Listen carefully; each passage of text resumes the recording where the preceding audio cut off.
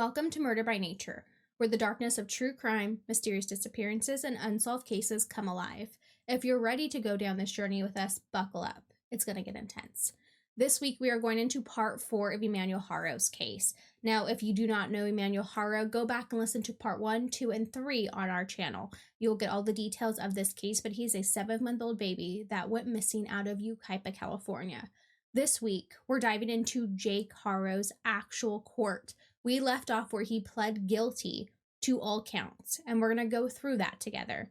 Our references for this week are our own experience. I've been at every court: KTLA, ABC, NBC, KQST, Garrett Hoddle, Eddie, anyone and everyone that has been in this case. You guys should know. Now we're going to dive into this case. We left off on October 16th, 2025. After months of waiting, delays, speculation, unanswered questions, the case took a turn that no one was prepared for. Inside that courtroom, the air was heavy, familiar. We've all been here before, except what we were expecting another continuance. We were expecting for things to just keep moving in the way that it was. Not after another not guilty plea did we think that any of this was going to happen. It was just another date circled on the calendar. But this time, it was different. It wasn't a continuance. It wasn't the normal that we were knowing. Jake Mitchell Haro stood before the court and he pled guilty to all counts. He pled guilty to the murder of his 7-month-old son, Emmanuel Haro. There was no plea deal. This was no agreement with a district attorney. There was no negotiations behind closed doors. This was entered directly to the judge, a plea to the sheet, as they call it. Now, that meant that the judge, and the judge only, all by himself, would determine the sentence for Jake Haro. And after months of uncertainty, everything kind of collapsed into this single devastating truth. And I want to really feel in those emotions. Now, the questions that haunted everyone in this case, those didn't vanish, but the denial did. There was no more denying that Emmanuel was no longer with us. That courtroom fell silent, and the weight of what just happened started to settle in. Now, people struggled to process this in real time, myself included. Some cried, some froze. Others just simply stared ahead, trying to understand how a case that consumed an entire community was going to change so quickly. Now, for those who followed Emmanuel's story from the beginning, those frantic searches to the arrest, to the court delays, to speculation, we held on this hope that it wasn't going to end this way, which is naive, but we did. It was like, no, maybe they gave him to someone. Maybe she did this. Maybe this happened. And the reality of everything that was about to go down, there was no escaping anymore. It was impossible. This wasn't a theory. This wasn't an allegation. This was a confession. And with that confession, a new chapter came that would force the court, the community, and everyone listening to confront what accountability really looks like when no victim has a voice. But this confession didn't come with answers. It wasn't this speculation that, okay, now he's going to stand up. Now he's going to tell us what happened. There was no statement from Jake. No apology. No acknowledgement of what Emmanuel endured. No explanation of how the 7-month-old ended up in this state. Nothing. Nothing that goes to this end. But most painfully, the one thing that I think haunts everyone, there was no explanation of where Emmanuel was, where his remains were. What the court received was not a remorseful apology, not a remorseful "I did this." It wasn't accountability in a way that a community needed or hoped for. Jake Mitchell Haro stood before the court, and he admitted to only what was placed in front of him.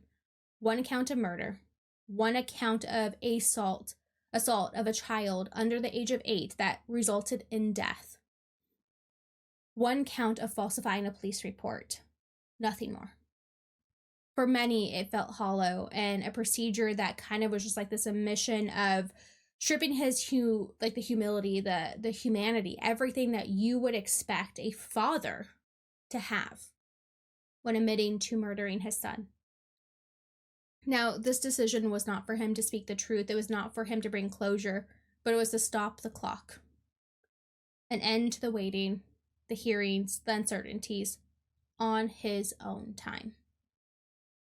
And that silence, though, Emmanuel was still missing. Now, this is everything that I was processing while in court, while listening to everything kind of happen. And it's more of those questions of, where is Emmanuel? What happened to Emmanuel? Will we find Emmanuel? What was those final moments like? What this anticipation of everything that we were going through.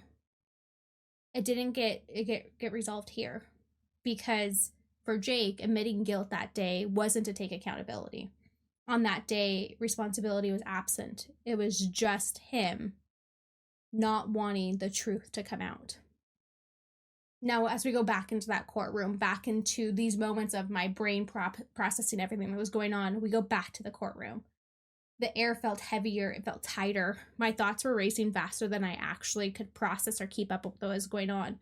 And then suddenly, my brain caught up to my thoughts.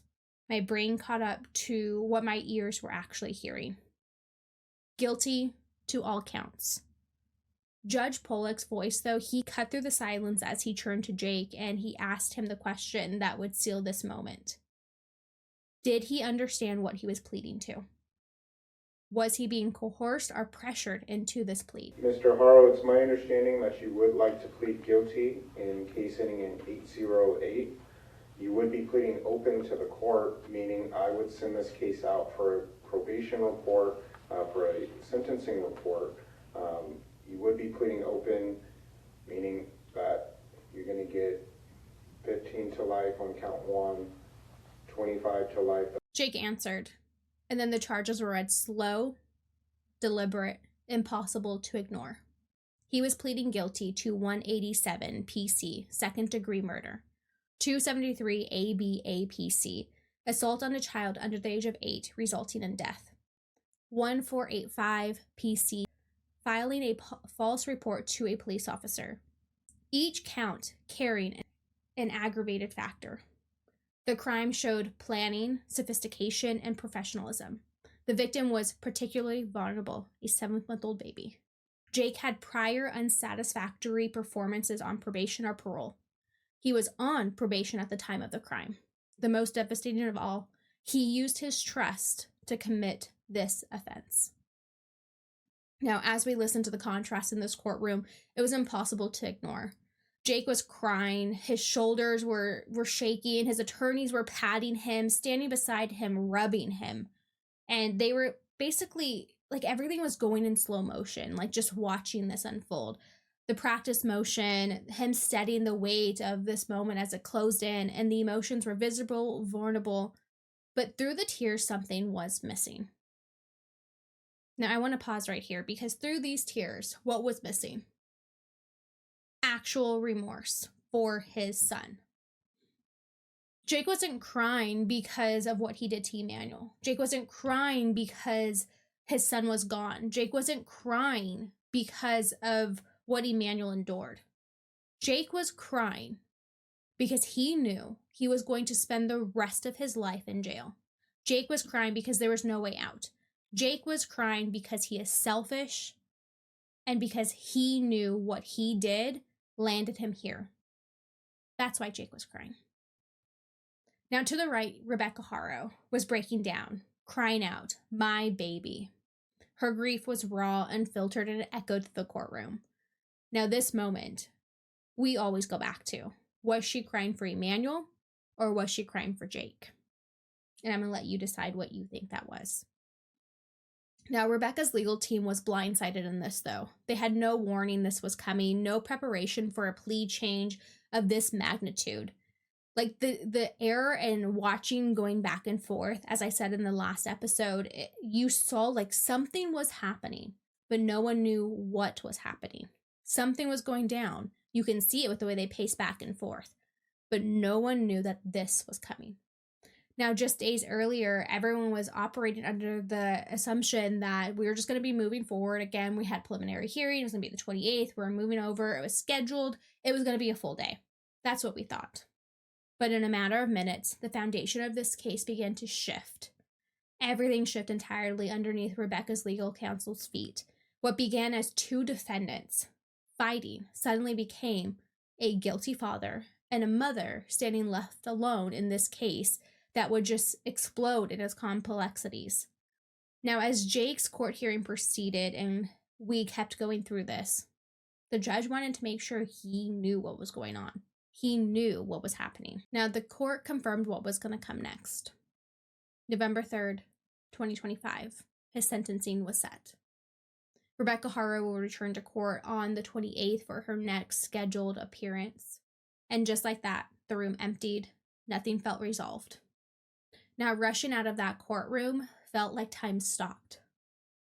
I remember going into the elevator, standing next to Eddie and Garrett. I was ready to fall apart. I was ready to absolutely lose it. But Eddie's voice cut through that fog. Keep it together, breathe it out. I held on to that, clinged to it, forcing myself to keep composed just before I pushed through that crowd and opened those doors. Once outside, it all hit me. The tears, the anxiety, the grief, I couldn't hold it in any longer. I posted a video to TikTok alerting the community of what just happened. Real fast, just so we can get this out there. Jake Haro pled guilty to all counts for malice, second-degree murder, aggravated assault, and all of his banning court cases. Haro pled guilty to all charges. The words were out, the truth confirmed, and I was barely catching my breath. I felt like I might pass out, but I found my way back to where Eddie and Garrett were. I sat on a bench, going live to keep the community informed of what was going on. But my tears wouldn't stop. I couldn't catch my brain up to my emotions, to put a hold, to pause. And I had to get off live. I had to get out of the position that I was in right now. And that's when I just sat there, sobbing, letting the reality sink in. Emmanuel was no longer with us. The question was gone. It was erased. Everything with the truth, it was coming out. And hearing it confirmed, it felt like a wrecking ball to my heart, to my chest. I couldn't bear what we were listening to and what we were going through. Now, I didn't know what to do with the rest of my time. I didn't really know how to process what was going on. I couldn't drive in this moment, but I had to compose myself. I said my goodbyes. I called Holly, Rebecca's sister-in-law, and I gave her the update. Jake pled guilty to all charges. And I remember this phone call. I remember hearing Holly on the other end crying because she didn't.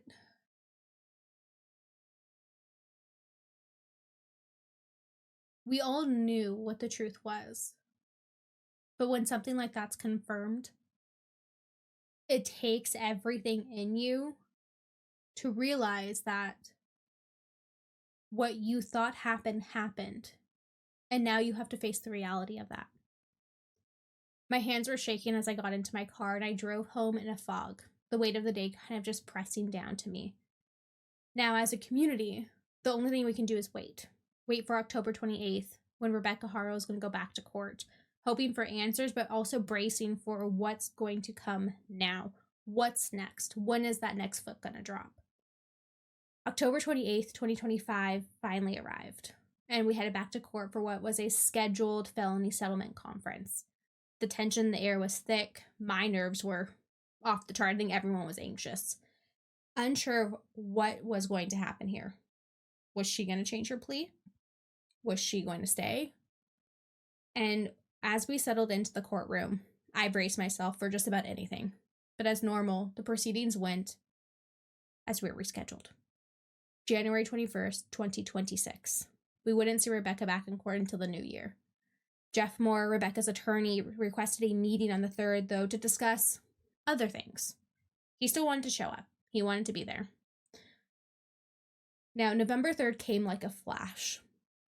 The anxiety that was leading up to this day was suffocating. Countless TikTok users, countless lives, members of the community, followers, we were all speculating. What was Jake's sentence going to be? Was the judge going to make changes? Was it going to be consecutive? Was it going to be concurrent? Was justice actually going to be taken? I remember being live and betting, I think it's going to be this, I think it's going to be that, going back and forth, just going through the details, going through Promise's case. What was going to happen? Now, as we headed back to court, hearts pounding, nerves stretched thin, we waited, we sat, and finally, it was time to enter the court. But then something unexpected happened. As we stood in line, a group of people in suits approached. They were coming in, I saw them, I was watching. I think everyone was watching. But one of them, wearing a blue shirt, looked right at me and said, "Hi, Jasmine." My stomach dropped to my butt. I nearly lost it. I turned to the people around me, whispering, "Who was that?" It was a detective from the case. Someone that knew my name. My nerves, they went all over again, spiked. But in that moment, I realized just how deeply this case has pulled us all in, how connected we were to hunt and to get justice for Emmanuel.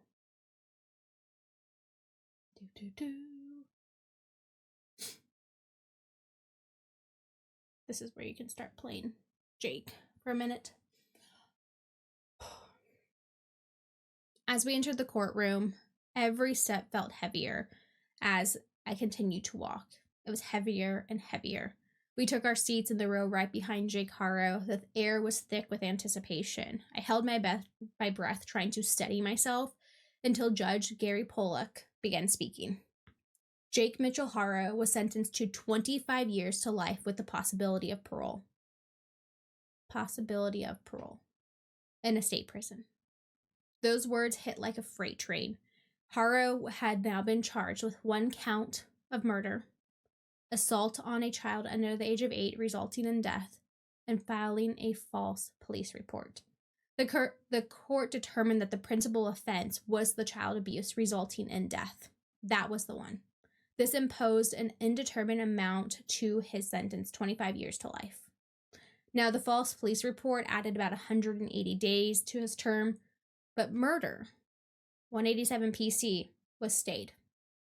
That meant that it would not be served immediately, but it would remain on the record, carrying the term of 15 years to life. Now, Jake's prior child abuse convictions, they added even more weight to this. That really kind of honed in on this case too. If you remember, if we go back to the press conference, the district attorney said that they wanted to bring in information about another case about child abuse that would show a pattern. They held to that. Now, with those previous charges, they would add an additional 6 years to his term, plus 8 months for a felony in possession of a firearm. He was a felon in possession of a firearm. All sentences would run consecutively, ensuring that he would remain behind bars for over a decade. And on top of that, Jake was also ordered to pay $10,000 in restitution, but he did receive credits for 551 days already served. Now, my shock, everyone's shock, we did get a statement from the district attorney. He stated, "The lies told in this case only deepen the tragedy of Emmanuel's death. While today's sentencing represents a measure of accountability for Jake Haro, our office will continue to seek justice as the case against his co-defendant moves forward." That's all we got. The courtroom sat in this heavy silence as this happened. For everyone following Emmanuel's case, it was like a moment of legal closure, but the pain and heartbreak of his loss still remained, and the memory of Emmanuel would only linger for forever. January 1st, 2026. It came. It felt like it was never going to arrive. The weeks dragged on, the holidays passed, and it was impossible to celebrate during these holiday times. It was like this shadow hung over the community, and when the day finally came, the tension was thick. No one knew what to expect. Would Rebecca change her plea? Were we going to go to preliminary hearing? Was she going to stick to the story that she's maintained all along? We didn't know, and each moment that passed only amplified the way that we were feeling. But we waited, along with other community members, along with more people just standing by, and that courtroom, it slowly filled. When it was finally time, we walked in, took our seats, placed ourselves behind Rebecca Haro, and I watched as Jeff Moore spoke to the deputies. He said, "Rebecca's not going to be signing anything. We don't need this." That made my heart sink. I was trying to catch my breath. The suspense was unbearable at this time. And then the judge entered. His voice was low, deliberate. He addressed the room.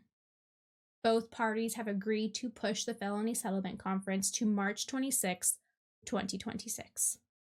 He asked if both sides were ready to set preliminary hearing when we go into March.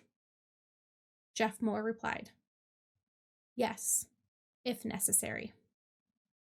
And just like that again. No answers, no preliminary hearing, no conclusion. The uncertainty stretched on again, leaving everyone watching, suspense in that same weighted tension that we have felt for months. Now, for those of you that have been following this case extremely closely, next week, we're going to be releasing a bonus episode. You'll hear the raw, emotional victim impact statement of Mary. Mary is Emmanuel's grandmother, and she is Rebecca Haro's mother. Now, Mary showed up to Jake's sentencing. She filled a room. She watched it go through. She watched it happen. And she took that podium and made a victim impact statement. Now, it's the perspective that kind of gives you this, what is going on? But tune in next week for that. That's going to be a voice that you don't want to miss. And that brings us to the end of this episode. If you enjoyed this, please rate us on Apple, Spotify, any streaming platform, and go follow us on TikTok. We are there posting daily content, and make sure you come back next week for that bonus episode. Until then, I'm Jasmine Ramirez, reminding you to stay vigilant, stay safe, and remember, don't get murdered, and for the love of all things holy, please don't become the murderer.